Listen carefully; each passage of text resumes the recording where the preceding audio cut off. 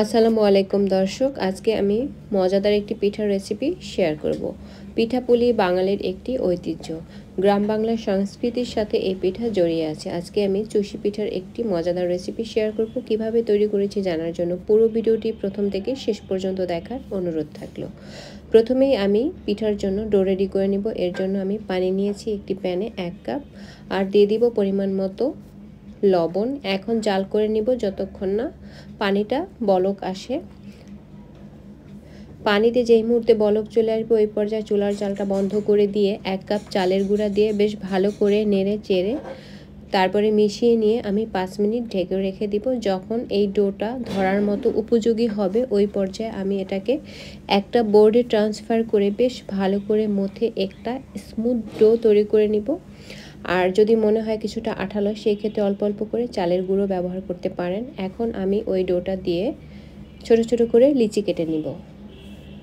আর এই লিচিগুলো দিয়ে আমি লম্বা লম্বা দড়ির মতো তৈরি করে নিব। আর যত চিকন করে তৈরি করা যাবে পিঠা তৈরি করতে ততই সুবিধা হবে।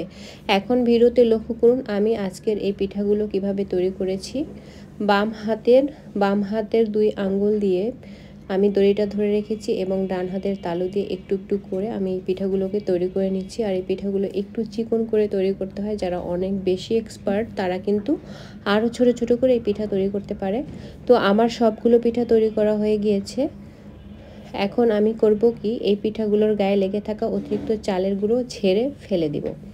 এখন আমি পিঠার জন্য রস তৈরি করে নিব। এর জন্য আমি একটি প্যানে নিয়েছি 2 লিটার লিকুইড দুধ। আর দুধটা কিন্তু অবশ্যই ফুল ক্রিম নিতে হবে। দিয়ে দিব পরিমাণ মতো লবণ। তবে সবটুকু দুধ কিন্তু আমি ব্যবহার করিনি। কিছুটা গলে যাওয়ার পরে আধা লিটারের মতো দুধ আমি তুলে রেখেছি। এখন নেড়েচেড়ে জাল করে নিব যতক্ষণ না দুধে বলক চলে আসে। যখনই দুধে বলক চলে আসবে ওই পর্যায়ে এখানে অ্যাড করে দিব 1/3 কাপ গুঁড়ো দুধ। এতে করে দুধটাকে আর অনেকক্ষণ ধরে জাল করে ঘন করে নেওয়ার প্রয়োজন হবে না। এখন ভালো করে নেড়েচেড়ে মিশিয়ে নিতে হবে আর এমনভাবে মেশাতে হবে যাতে কোনো দানা দানা ভাব না থাকে।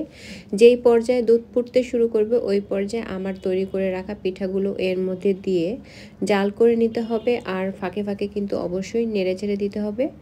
আমি প্রায় 10 থেকে 12 মিনিটের মতো আজকের এই পিঠাগুলোকে রান্না করে নিব। আর এই পিঠাগুলো অবশ্যই ফাঁকে ফাঁকে নাড়তে হবে, আর না হলে কিন্তু পিঠাগুলো একসাথে দলা পেকে যাবে।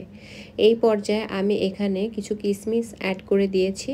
আপনারা যদি এলাচের ফ্লেভার পছন্দ করেন সেই ক্ষেত্রে কিছুটা এই পর্যায়ে অ্যাড করে দিতে পারেন, তবে আমার ভালো লাগে না তাই আমি কিন্তু অ্যাড করিনি।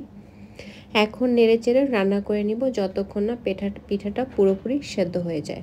পিঠা সেদ্ধ হওয়ার আগে কিন্তু মিষ্টি জিনিস এখানে অ্যাড করা যাবে না। চিনি বা গুড় এখনও কিন্তু আমি কিছুই অ্যাড করিনি।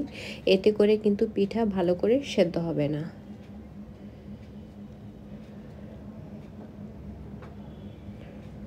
আমি পিঠাটা 10 থেকে 12 মিনিটের মতো রান্না করে নিয়েছি। এখন একটু চেক করে নিচ্ছি সেদ্ধ হয়েছে কিনা। পিঠা কিন্তু ভালোই সেদ্ধ হয়ে গিয়েছে। এই পর্যায়ে এখানে আমি অ্যাড করে দিব 1.5 কাপ পরিমাণে গ্রেট করা খেজুরের গুড়।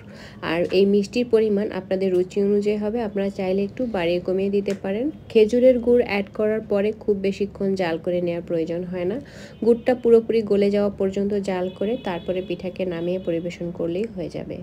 আর পিঠা চুলায় থাকতে কিছুটা পাতলা মনে হলেও এটি কিন্তু ঠান্ডা হয়ে যাওয়ার পরে অনেকটাই ঘন হয়ে যায়। তো আমি না অতিরিক্ত ঘন না অতিরিক্ত পাতলা এরকম একটি কনসিস্টেন্সি পিঠা পছন্দ করি, তাই আমি এরকম করেই আজকের পিঠাটা তৈরি করে নিয়েছি। আর এটা কিন্তু আরও কিছুটা ঘন হয়ে যাবে ঠান্ডা হয়ে যাওয়ার পরে।